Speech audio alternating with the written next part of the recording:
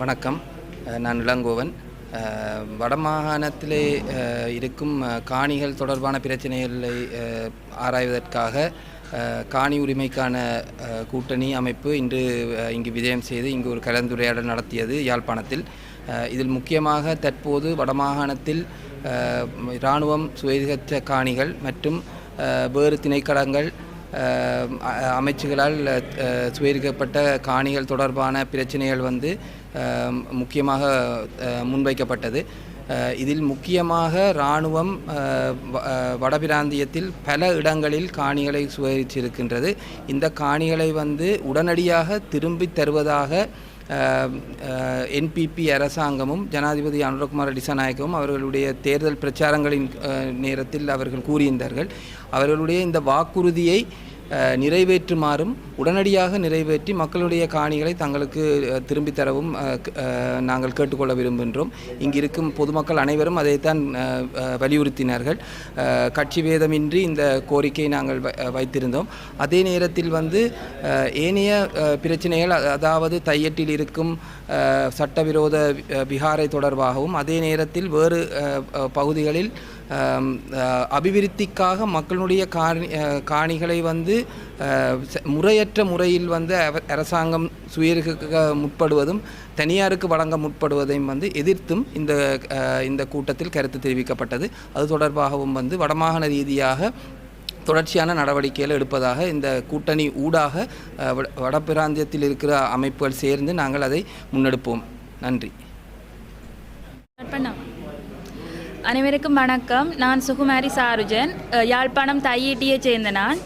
இப்போ நாங்கள் இந்த இடத்துக்கு ஒன்று கூடி வந்திருக்கிறோம் என்ன காரணத்துக்காகண்டா, இப்போ பரவலாகவே வடமாகாணம் கிழக்கு மாகாணங்களில் அரசாங்கத்தால் இராணுவத்தால் ஆக்கிரமிக்கப்பட்ட பல காணிகள் ஆயுதம் மௌனிக்கப்பட்டு 15 வருடங்களாகியும் இன்னமும் விடுவிக்கப்படவில்லை.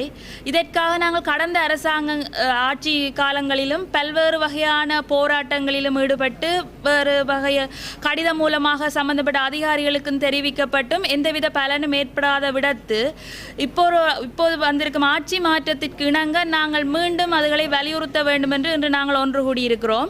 அந்த வகையில் தையிட்டியை பொறுத்த வரைக்கும் பல காணிகள் முப்படையினராலும் ஆக்கிரமிக்கப்பட்டிருக்கும் அதே வேளையில் அதற்கு ஒருபடி மேலே சென்று மதத்தின் பேரிலால் பாரிய ஆக்கிரமிப்பு ஒன்று நடைபெற்று வந்திருக்கிறது. அதாவது பௌத்த மதம் அன்பு, சாந்தி, அகிம்சை அனைத்தையும் போதிக்கின்ற முதன்மை மதமாக கருதப்பட்டு கொண்டிருக்கிற பௌத்த மதத்தின் பேரில் அங்கு 150 பரப்பு தனியாருக்கு சொந்தமான காணிகள், 150 பரப்பு காணிகள் அபகரிக்கப்பட்டு புத்த விகாரை, மிகவும் பிரம்மாண்டமான புத்த விகாரை ஒன்று மொரட்டுவை பல்கலைக்கழக கட்டடக்கலை நிபுணர்கள் வடிவமைக்கப்பட்டு இன்று உருப்பெற்றிருக்கிறது. அதற்கு நாம் பாதிக்கப்பட்ட மக்கள் சார்பில் எந்த ஆர்ப்பாட்டங்களை மேற்கொண்ட போதிலும் அது முப்படையினரின் ஆசியுடனும் பலத்த பாதுகாப்புடனும் அரசாங்கத்தின் அனுசரையுடனும் எந்தவித தங்குதடையும் இல்லாமல் அங்கு பூஜை வழிபாடுகள் நடைபெற்று வருகின்றது. நமக்கு மிகுந்த மனவேதனையும் மன உளைச்சலையும் காழ்ப்புணர்ச்சியையும் தான் ஏற்படுத்துகின்றது. அந்த வகையில் எமது தையிட்டி விகாரை பிரச்சனை எங்களுக்கு வெகு சீக்கிரமே ஒரு முடிவுக்கு வர வேண்டும் என்றும், அத்தோடு வலிவடக்கில் பல நூற்றுக்கணக்கான ஏக்கர் காணிகள் கடற்படையினர் வசமும் இராணுவத்தினர் வசமும் இன்னமும் பிடியில் இருக்கின்றன. கடந்த ரணில் ஆட்சி காலத்தில் விடுவிக்கப்பட்ட எத்தனையோ ஏக்கர் காணிகள் பலாலியில் விடுவிக்கப்பட்டும் இன்னமும் முழுமையாக மக்களின் பாவனைக்கு கையளிக்கப்படாத நிலையில் இன்னமும் இராணுவ பாதுகாப்புடன் தான் மக்கள் பதிவுகளை மேற்கொண்டு உள்ளே சென்று தமது வேலைகளை செய்யக்கூடிய நிலைமை வருகிறது. இந்த நிலையில் மக்கள் எவ்வாறு துணிந்து அந்த காணிகளுக்குள் சென்று தமது விவசாய நடவடிக்கைகளை மேற்கொள்ள முடியும்? பகலில் அவர்கள் சென்று விவசாயங்களை மேற்கொண்டு வருகின்ற பொழுது இரவில் அங்கு கால்நடைகளும் கட்டாக்காலி நாய்களும் இராணுவத்தினரும் தொல்லையால் எமது பயிர்கள் அழிக்கப்படுகின்ற ஒரு சூழ்நிலை தான் உருவாகும். இவ்வாறு இருக்கையில் எமது காணிகளை எம்மிடம் தருவதற்கு என்ன தயக்கம்? இதற்கு ஏதாவது நாணய நிதி பற்றாக்குறை இருக்கிறதா?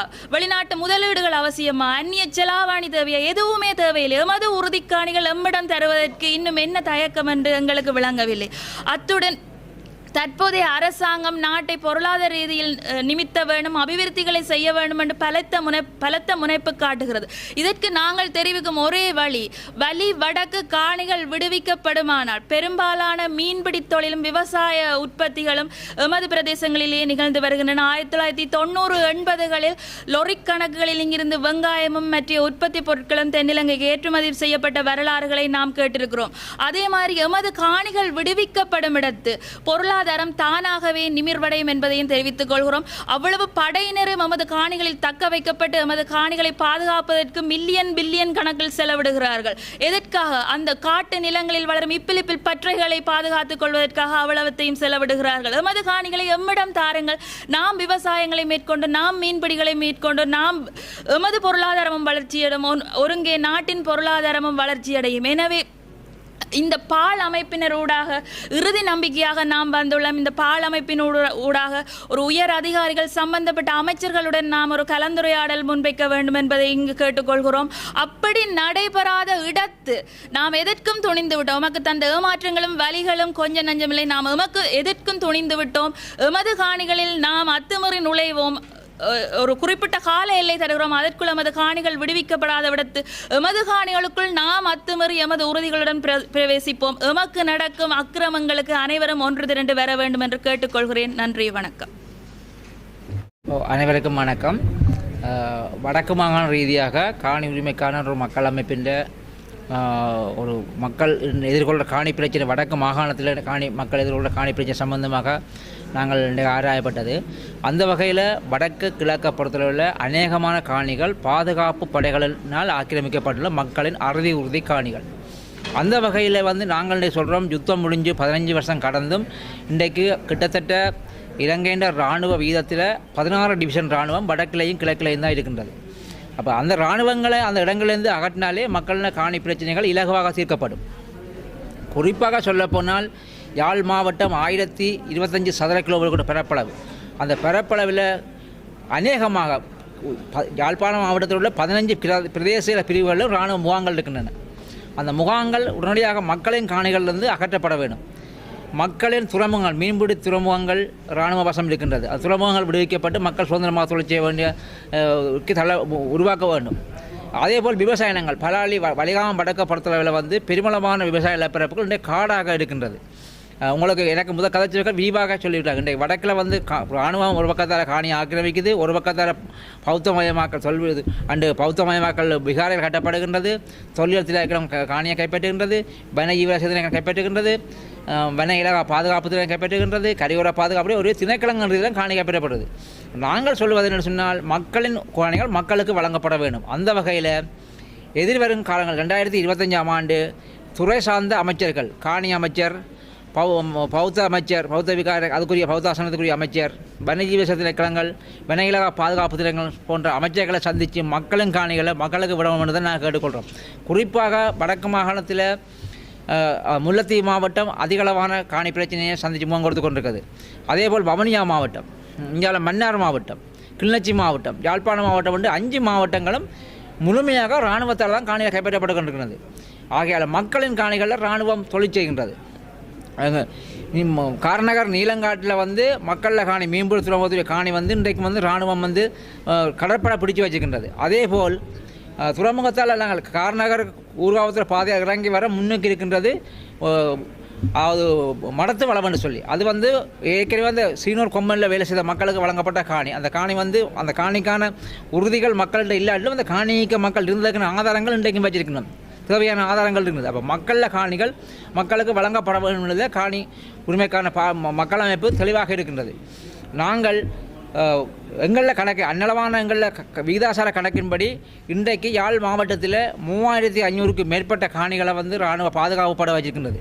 அதேபோல் முல்லைத்தீவு மாவட்டத்தில் கிட்டத்தட்ட 4500 முல்லைத்தீவு மாவட்டம் முழுமையாக 4500க்கு மேற்பட்ட காணிகள் பாதுகாப்பு படைகளால் சுவீகரிக்கப்பட்டிருக்கிறது, மக்களின் காணிகள்.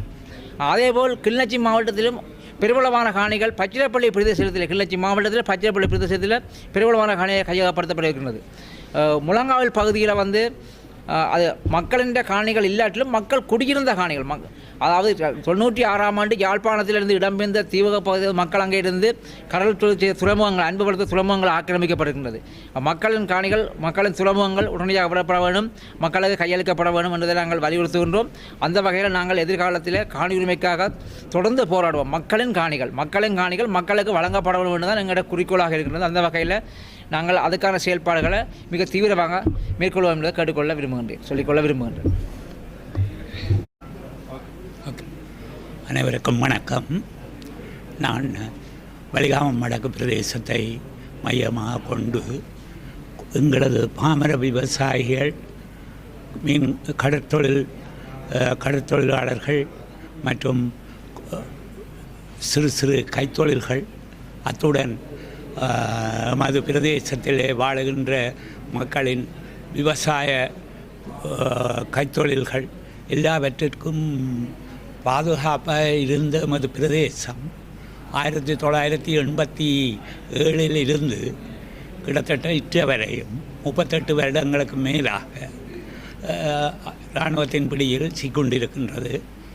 இந்த பிரதேசங்களிலே உண்மையாக சொல்ல போனால், நான் இப்பொழுது மயிலட்டி பிரதேசத்தை எடுத்துக்கொண்டோம்னா அங்கே மீன்பிடி துறைமுகம், அங்குள்ள ஐஸ் ஃபேக்ட்ரி, அங்குள்ள மீனை ஏற்றுமதி செய்த 8-9 முதலாளிமார்களினுடைய பொருளாதாரம், அதை விட அங்குள்ள மீன்பிடி தொழிலை மேற்கொண்ட மீனவர்களின் வளர்ச்சியின் வீழ்ச்சி எல்லாவற்றுக்கும் அப்பால் அதோ கிராமத்தோடு இணைந்த பலாலி பிரதேசத்தில் உள்ள சர்ச் ஆலயங்கள், தேவாலயங்கள், சைவாலயங்கள், அதை விட எங்களுக்கு பாரியொரு வீழ்ச்சி என்னென்றால் எங்களின் பாதையை மெயின் பாதையை அவர்கள் துண்டித்ததால் பருத்தித்துறையில் உள்ள மக்கள் சாவச்சேரிக்கோ அல்லாட்டி மூளாய்க்கோ அல்லாட்டி கார்னவருக்கோ யாழ்ப்பாணத்துக்கு வருவதென்றால் பெரிய சுற்றித்தான் அவர்கள் போய் சேருகின்றார்கள்.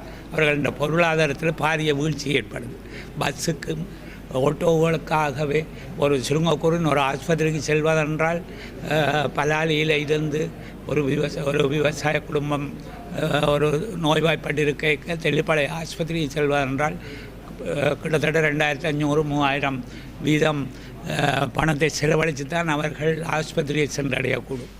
ஆகவே இப்படி பல இன்னல்களை நாங்கள் எதிர்கொண்டு கடந்த 35 வருஷம் வாழ்ந்திருக்கிறோம். அதே மாதிரிக்கு இப்போ இன்னும் உதாரணமாக என்ன சொல்ல போனாலே, நான் பலாலி ஏர்போர்ட் சந்தையில் இருந்து 100 மீட்டர் தூரத்தில் எனது வீடு அமைந்திருந்தது. இன்றைக்கு வீடும் இல்லை, காணிகளும் இல்லாமல் இருக்கிறோம். கடந்த 37-38 வருடங்கள் எங்களது பிள்ளைகளுக்கு நாங்கள் அந்த இடங்களை பார்க்கிறதுக்கு கூட்டிக் கொண்டு போக முடியாத நிலை இப்பொழுதும் இருந்து வருகிறோம். ஆகவே நாங்கள் இந்த புதிய அரசாங்கத்தை 3-2 பெரும்பான்மையோடு வந்த அரசாங்கத்தை மீண்டும் நாங்கள் வலியுறுத்தி கூறுவது என்னவென்றால், எங்களது பிரதேசங்களை மக்கள்கிட்ட ஒப்படைங்கள். அங்கே இராணுவ முகாம்கள் குறிப்பிடத்தக்க அளவுக்கு இல்லை. மயிலட்டி என்றா என்ன, பலாலி என்றா என்ன, வயாவிளான், அந்த பிரதேசங்களில் நீங்கள் பார்த்தீங்கன்னா பெருசாக இராணுவ முகாம்கள் கிழக்கு பக்கமாக அமைக்கப்பட்டிருக்கவில்லை. ஆனால் ஒரு சில முகாம்கள், இப்போ எங்களை வயாவிளான்னு எடுத்தோம்னா நான் சொல்ல போனால் ஒரு இராணுவ ஆஸ்பத்திரி பேஸ் ஹாஸ்பிட்டல் ஒன்றை ஆரம்பிச்சிருக்கிறாங்க, முழுக்க தனியாருடைய காணிகள். அதே போன்று பலாலியில் ஆசிரியர் கலாசாலை எடுத்தோமென்றால், பலாலி ஆசிரியர் கலாசாலையில் கடந்த காலங்களில் ஒரு வருடத்தில் 2000 ஆசிரியர்கள் கல்வி கற்று சென்று வந்த ஒரு புனிதமான இடம். இன்று பார்த்தோமென்றால் அங்கே இராணுவ தளவாடங்கள் குவிக்கப்பட்டிருக்கிறது. ஆகவே அதே போன்று தோலகட்டி தேவாலயத்தை எடுத்தோமென்றால் அங்கே திராட்சை பயிர் செய்கின்ற உச்சமான ஒரு விளைவு கிடைக்கக்கூடிய ஒரு இடம். Grape juice, grape wine, pomegranate, மாதுளை ரசம் மற்றும் பறவை இனங்கள், லவ் பேர்ட்ஸ் எல்லாம் அந்த பிரதேசத்தில் இருந்து மக்களை சுற்றுலாத்துறைக்கு வரவழைச்ச ஒரு பிரதான இடமாக நாங்கள் எதிர்நோக்கி கொண்டிருக்கிறோம். இட்ட வரைக்கும் கூட அந்த பிரதேசங்களை விடாமல் விட்ட பிரதேசங்களில் உள்ள விவசாய நிலையங்கள் கிட்டத்தட்ட 200 ஏக்கருக்கு கிட்ட அண்மைத்து அளவில் கடந்த கால ஜனாதிபதியால் விடுவிக்கப்பட்டு அந்த இடங்களில் நாங்கள் காலை 8 மணிக்கு போனால் பின்னேரம் 5 மணிக்குள்ள வெளியேறிடுவோம். ஆனால் அங்கே ஒரு நிரந்தர இடத்தை ஒரு கொட்டில் போட இல்லாது தீ மூட்டையிலாது, நாங்கள் துப்புரவாக்கிய மரங்களை எரிக்கக்கூடாது. அப்போ என்னத்துக்கு நாங்கள் உள்ளுக்கு விவசாயத்துக்கு நீங்கள் உள்ளுக்கு செல்ல விட்டீர்கள் என்ற எங்களுக்கு ஒரு பூதாகரமான கேள்வியாக தான் இருக்குது. ஆகவே இனிவரும் காலங்களிலாவது அது புதிய அரசாங்கம் இத்தகைய தடைகளை நீக்கி எங்களோட மக்களை எங்களோட சொந்த இடங்கள் எல்லாம் உறுதி காணிகள்லாம் ஒன்றும் அரச காணிகளாக இல்லை. 85 88 வீதத்துக்கு மேலே அரச காணிகள் என்று அங்கே சொல்கிறது கொண்டும் இல்லை. எல்லாம் சொந்த காணிகள், அதாவது உறுதி காணிகள். ஆகவே எங்களோட பிரதேசங்களை நீங்கள் விடுவித்து எங்களோட மக்களை ஒரு இனிய வாழ்க்கையை தொடங்குவதற்கு அனுமதிக்குமாறு கேட்டு எனது சிறிய குறிப்பை முடித்துக்கொள்கின்றேன். அனைவருக்கும் வணக்கம். அஸ்ஸலாமு அலைக்கும். நான் முகமது ஆமீர் இன்ஷா மன்னாரில் இருந்து வந்திருக்கேன். என்னென்னு சொன்னால், இந்த 90ஆம் ஆண்டுக்கு பிறகு காணி பிரச்சனை மன்னார் மாவட்டத்தில் அதிகரித்து கொண்டு வருகின்றது. இதுக்கு 90 பிரச்சனைக்கு பிறகு இருந்தபோதும் தற்போதும் கூடுதலாகவே அதிகரித்து கொண்டு வருவதால் இதில் முதலாவது வடமாகாணத்தை பொறுத்தவரையில் ஆக கூடுதலாக காணிகள், எல்லா காணிகளும் எல்லா மத மக்களுடைய காணிகளும் அபகரிக்கப்பட்டது. இருந்த போதிலும் ஒரு முஸ்லீம் மக்களின் ஒரு முழு கிராமம், அதாவது 36.75 ஏக்கர் காணி இந்த முழுமையாக அபகரிக்கப்பட்டு கடற்படையின் வசம் கையளிக்கப்பட்டிருக்கு. அவங்க அந்த காணிகளை தன்வசம் கைப்படுத்தி நாங்கள் இதுக்காக வேண்டி கூடுதலாக தொடர்ச்சியான போராட்டங்கள் 3 மாத அளவில் நாங்கள் மேற்கொண்ட போதிலும் அது விடுவிக்கப்படாத நிலையில் முதல் கட்டமாக ஒரு சிறிய பாதையாக அவங்க அமைக்கப்பட்டிருந்து ஒரு சிறிய தகர கதவினால் அவங்களோட நுழைவாயில் அமைக்கப்பட்டிருந்தது. தற்பொழுது ஒரு அரண்மனைக்கு எவ்வாறு நாங்கள் ஒரு அரண்மனையை நாங்கள் உள்செல்வோமோ அந்த அளவுக்கு அவங்களுடைய அந்த நுழைவாயில் அங்கே அமைக்கப்பட்டிருக்கு. அத்தோடு கொண்டச்சிக்குடா, முள்ளிக்குளம், சன்னார் போன்ற கிராமங்கள் மன்னார் மாவட்டத்தில் காணிகள் கடற்படை கைவசம் உள்ளது.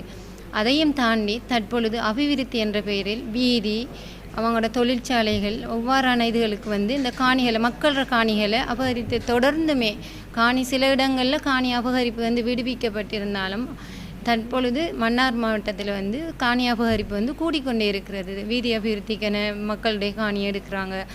மணல் அகழ்வு, காற்றாலை, மன்னார் தீவில் இந்த மணல் அகலும் காற்றாலைக்காக தனியாருக்கு காணிகளை விற்கப்பட்டு காணி அபகரிக்கப்பட்டிருக்கு.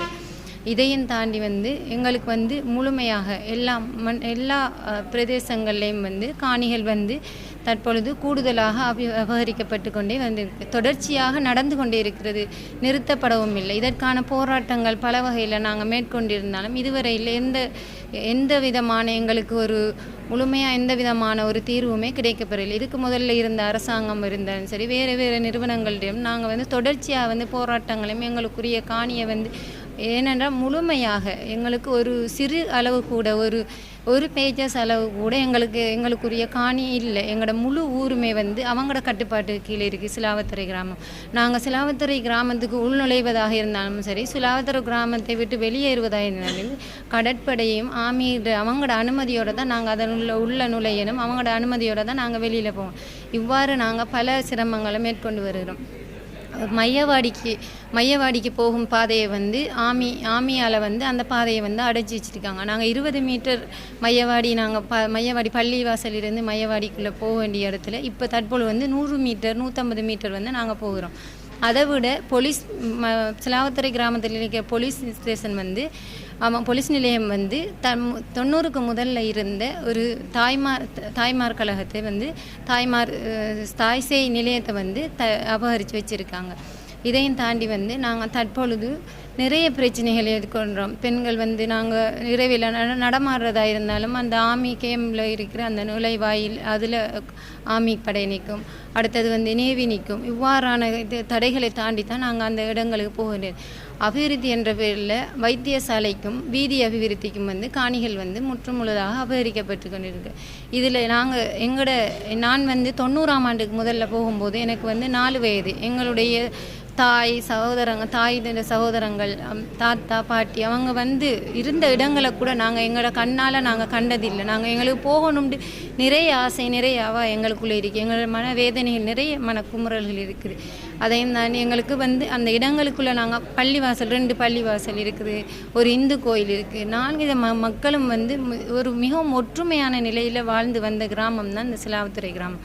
எங்களுக்கு இதுவரை காலம் வந்து இந்த காணியை விடுவிக்கிறதுக்கோ எதுக்குமே நாங்கள் எடுத்த எல்லாமே வந்து எங்களுக்கு வந்து ஒரு தடையாக ஏதாவது ஒரு தடையும் முற்றுமுழுதாக நாங்கள் ஒரு ஏமாற்றத்தையும் தான் மேற்கொண்டோம். தற்பொழுது இந்த பால் நிறுவனம் வந்து தொடர்ச்சியாக நாங்கள் அவங்களோட தொடர்ச்சியாக பயணிக்கிறதால இந்த முறை அரசாங்கமும் மாறி இருக்கிறதால எங்களுக்கு வந்து இந்த பால் நிறுவனத்தின் ஊடாக வந்து ஒரு முழுமையான ஒரு வெற்றி கிடைக்கும் என்று நம்பிக்கையோடு தொடர்ந்து நாங்கள் பால் நிறுவனத்தோடு பயணிக்கிறோம். நன்றி. அனைவருக்கும் வணக்கம். நான் முல்லைத்தீவு மாவட்டத்தில் இருக்கக்கூடிய காணி சம்பந்தமான பிரச்சனைகளை உங்களுக்கு தெரியப்படுத்துவோம்ன்றதுக்காக வந்திருக்கின்றேன். முதலாவது முல்லைத்தீவு மாவட்டத்தில் கரதுரப்பரி பிரதேசத்தில் வீரங்குளம் என்ற ஒரு குளத்தையே, ஒரு 150 ஏக்கர் கொண்ட குளத்தையே வனவள திணைக்களம் கல் போட்டு மறைத்து வைத்திருக்கிறார்கள். அதில் 75 குடும்பத்தை சேர்ந்தவர்களுக்கு 2 ஏக்கர் வீதம் கொடுக்கப்பட்ட காணி, வயல் காணி, அது முற்றுமுழுதாக வனவள திணைக்களம் மறைத்து வைத்திருக்கிறார்கள். அதே போல் குருந்தூர் மலையில் இருந்த எங்களோட சிவன் கோயில், அங்கே நாங்கள் வழிபட செல்ல முடியாத நிலை கடந்த காலத்தில் ஏற்பட்டது. தற்போது கொஞ்சம் குறைஞ்சிருந்தாலும் முழுக்க நாங்கள் போய் எங்களுடைய பொங்கல் கடமைகளை செய்ய முடியாத நிலை இருக்கிறது. அங்கே வந்து தொல்பொருள் திணைக்களம் நெருப்பு மூட்டி பொங்க கூடாதென்று தடை விதித்திருக்கிறார்கள். அதனால் நாங்கள் கற்பூரம் கூட கொளுத்த இல்லை, பூக்களை கொண்டு போய் பால் ஊற்றி பூசை செய்துட்டு வாரோம்.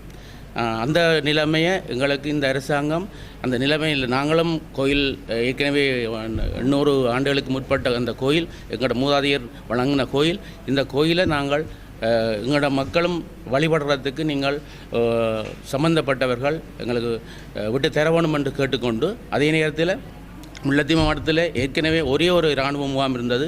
இப்போ 100 கணக்கில் இராணுவ முகாம்கள் இருக்குது. அது அவ்வளவு காணிகளும் மக்களுடைய காணி. ஒரு குறிப்பிட்ட ஒரு 600 ஏக்கர் கிட்ட அரச காணியாக இருந்தாலும் ஏனைய காணி முழுக்களும் மக்களுடைய காணி. இதே போல் இந்த குருந்தூர் குளம் ஒன்று இருக்குது. அந்த குளத்துக்கு கீழே இருக்கிற விவசாய காணிகளுக்கு கொண்டு போகிறது வாய்க்கால் வெட்டுறதுக்கு, வாய்க்கால் வெட்டி கொண்டு போகிறதுக்கு தடை விதித்திருக்கிறார்கள் தொல்லியல் திணைக்களம். இதே போல் அதான் இலங்கையில் இருக்கக்கூடிய அத்தனை மாவட்டத்தை விட முல்லைத்தீவு மாவட்டத்தை கடுமையான இந்த அரச இயந்திரங்கள் முழுக்களும், காணி பறிக்கிற இயந்திரம் முழுக்களும் அங்கு தான் குவிக்கப்பட்டிருக்கின்ற கூறி இதுக்கான விடையை எங்களோட பால் நிறுவனம் மூலம் அரசாங்கத்தோட கதைச்சு பெற்றுத்தரணும் என்று கேட்டு விடைவென்றேன். நன்றி, வணக்கம். அனைவருக்கும் வணக்கம். நான் தற்போது காரநகர் மடத்தோள கிராமத்தை சேர்ந்த நபர்.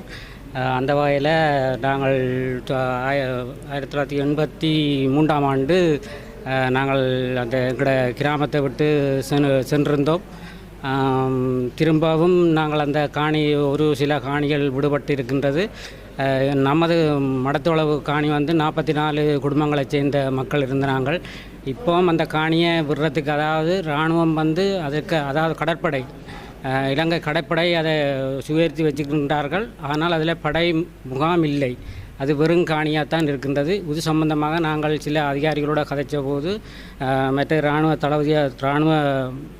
கடற்படை தளத்தோடு கதைச்ச பொழுது இதுக்குரிய முறைப்படி அமைச்சுக்கூடாக வந்து இது சம்பந்தமாக கதைச்சால் தாங்கள் அந்த காணியை விடுறதாகவும் கதைச்சி இருந்தார்கள். இவ்வளவு இதுதான் எங்களோட மக்கள் அந்த கிராமத்தில் இருந்ததுக்கான அத்தாட்சி. அந்த வகையில் அந்த காணியை வந்து சீனோர் எங்களுக்கு வாங்கி தந்தது, பிரேமதாசா காலப்பகுதியில் அந்த வீட்டு திட்டம் கட்டி தந்தது. எங்களோட மக்கள் தனித்தனியாக தங்களோட காசில் கூலி கொடுத்து கட்டியிருந்தார்கள். அந்த வகையில் எங்களோட மக்கள் அதில் வாழ்ந்தவர்கிட்ட பேர் விவரம் இதில் இருக்கின்றது, எல்லாட்ட பேர் விவரமும் இருக்கின்றது. அந்த காணியை மற்றது எங்களோட மைப், அதாவது எங்களோட ஊருக்கான மைப், இதையும் உங்களோட காட்டிக்கொள்வதோடு இந்த காணியையும் எங்களோட மக்கள் வாழ்கிறதுக்காக, அந்த 44 மக்களும் வாழ்கிறதுக்காக இந்த அமைப்பு கூடாக அதை பெற்றுத்தரும்படி தங்களை தாழ்மையுடன் கேட்டுக்கொள்கின்றேன்.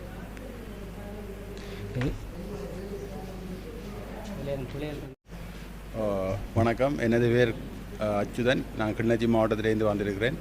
எங்களோட முதலாவது காணி பிரச்சனை என்றால் எமது துறைமுகம், அதாவது எமது கிராமத்தில் 1700 ஏக்கர் காணியை வந்து கடற்படை வச்சிருக்குது. அதில் நாங்கள் கேட்பது எங்களோட துறைமுகத்தையும் நாங்கள் இருந்த குடியிருப்பையும் எங்களுக்கு தந்து உதவினால் எங்களோட தொழில்கள் எல்லாத்தையும் நாங்கள் ஒரு நல்ல ரீதியில் செய்ய முடியும். இல்லை என்றால் எங்களோட படகுகள் எல்லாம் இல்லாமல் நாங்கள் பெருஞ்சிரமத்தில் இருக்கிறோம். அதையும் வந்து நான் இந்த ஊடகத்தில் வாட்ஸ்அப் மூலமாக நான் அதை தர விரும்புகிறேன். அதை நீங்கள் ஏற்றி இந்த ஊடகங்களில் எங்களுக்கான இதை செய்யணும். மற்றது இந்த நாட்டின் ஜனாதிபதியிடம் நாங்கள் கேட்பது, புத்தபிரான் ஒரு முதல் உலகத்திலேயே ஜனநாயகவாதி, அவற்ற போதனையை பின்பற்றுறதுக்கு எல்லாரும் வேணும். இன்றைக்கு புத்தபிராண்ட போதனையை பின்பற்ற ஒரு புத்த துறவிக்குத்தான் தையீட்டியில் எங்களோட முன்னோர்கள் காணி கொடுத்தார்கள். இப்போ அந்த புத்தபிரானின் போதனைக்கு எதிராக செயல்படுற அத்தனை துறவிகளும் தான் எங்களோட காணியை வந்து கைப்பற்றி வந்து தங்களோட மதங்களும் மடாலயங்களையும் கட்டி கொண்டிருக்கிறார்கள். அப்போ இதிலேருந்து விடுபட்டு எல்லாருமே நாங்கள் புத்தபிராண்ட போதனையை பின்பற்றுறதுக்கு நாங்கள் எல்லாருமே சேர்ந்து செயல்பட வேணும் என்று கேட்டு, இதுக்கு எதிராக செயல்படுகிறென்றால் பிறகும் எங்களுக்கான விஷயங்கள், அதாவது சண்டை சச்சரவுகள் எல்லாம் வரும். நாங்கள் எல்லாருமே புத்தபிராண்ட போதனையை பின்பற்றுவோம். பாருங்கள். நன்றி. ඔයාලට මේ කියපු කාරණාවල් ඉදිරිපත් කරන්න කැමති කණ්ඩායමට ඒ ආරාධනා කරේ නෑ. මෙතන ඉන්න කණ්ඩායමේ අය ඊළඟ සහෝදරය ඇතුලේ කණ්ඩායම මේක දැනුවත් කරලා තියෙනවා. ඒ නිසා තමයි කණ්ඩායම ඇවිල්ලා ඉන්නේ.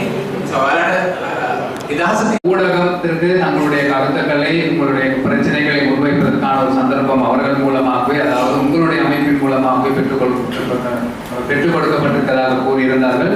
ஆகவே உங்களுக்கான சந்தர்ப்பம் இருக்கிறது. தராவிட்டாலும் உங்களுடைய அமைப்பினூடாக நீங்கள் அந்த சந்தர்ப்பத்தை பெற்றுக்கொள்ள முடியும். முரளி அவர்களுக்கு இப்பொழுது வாய்க்கப்படுகிறது.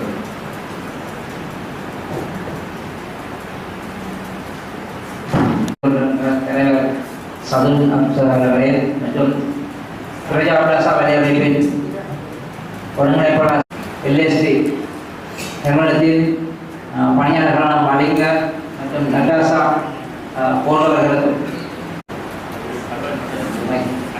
எல்எஸ்டி சார்பாக வடமாகாண ரீதியாக செயல்பட்டு கொண்டிருக்க நிக்சன் அவர்களுக்கும் மற்றும் மற்ற இணைய சகோதரி அனைவருக்கும் நன்றியை தெரிவித்துக் கொண்டு வடமாகாண ரீதியான ஒருங்கிணைப்பில் மாவட்ட ரீதியாக வருவது அவர்களுக்கும் நன்றியை குறிப்பிடுவதுமே வணக்கம்.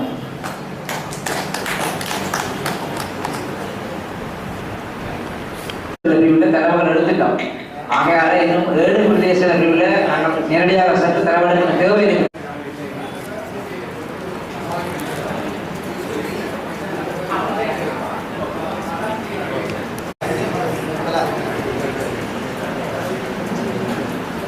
හරි එහෙනම් අපි මේ කැම